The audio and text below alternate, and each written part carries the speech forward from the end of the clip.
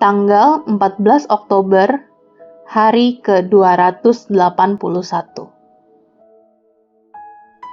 Refleksi dan penyembahan.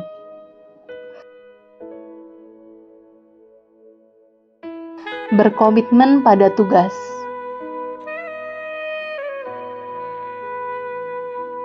Mereka yang berada di jalan menuju ke surga tidak akan pergi ke sana sendirian. Refleksi. Minggu terakhir kehidupan Yesus sangat penting, sehingga sekitar 40% dari ayat-ayat dalam 4 kisah Injil berfokus pada minggu yang mengubah dunia tersebut. Minggu terakhir ini, Anda telah membaca kisah Matius, dan besok Anda akan selesai membaca kitab Markus, dan dalam 3 minggu ke depan, Anda akan melihat catatan Lukas dan Yohanes mengenai minggu terakhir Yesus itu. Perhatikan elemen-elemen mana yang diulang, yang dihilangkan, dan yang diuraikan oleh penulis-penulis Injil yang berbeda.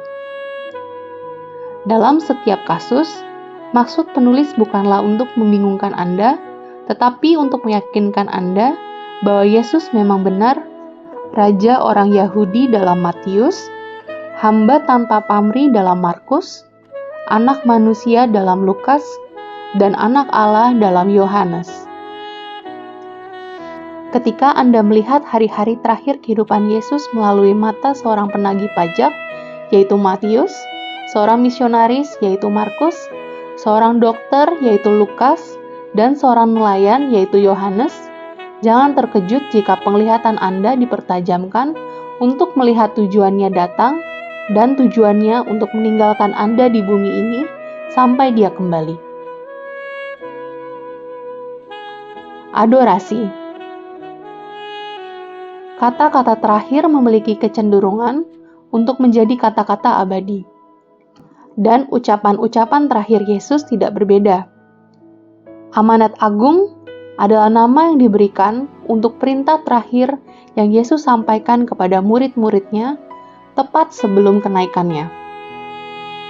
Anda akan menemukan amanat agung di masing-masing dari 4 kisah Injil dan juga untuk perbandingan yang baik dalam kitab Kisah Para Rasul. Luangkan waktu sejenak untuk mencari setiap ayat berikut dan tuliskan pada selembar kertas yang terpisah dengan kata-kata Anda sendiri apa yang Yesus katakan kepada murid-muridnya untuk lakukan ketika Dia pergi menyiapkan rumah yang kekal bagi mereka.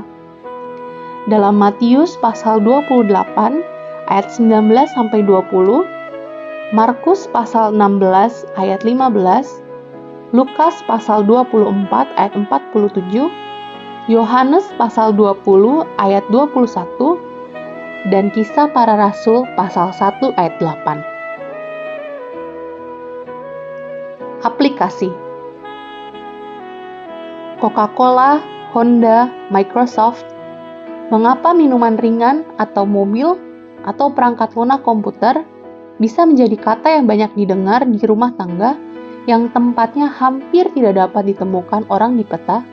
Sementara, kabar baik Yesus Kristus tetap menjadi misteri bagi jutaan orang hampir 20 abad setelah berita ini pertama kali dikabarkan.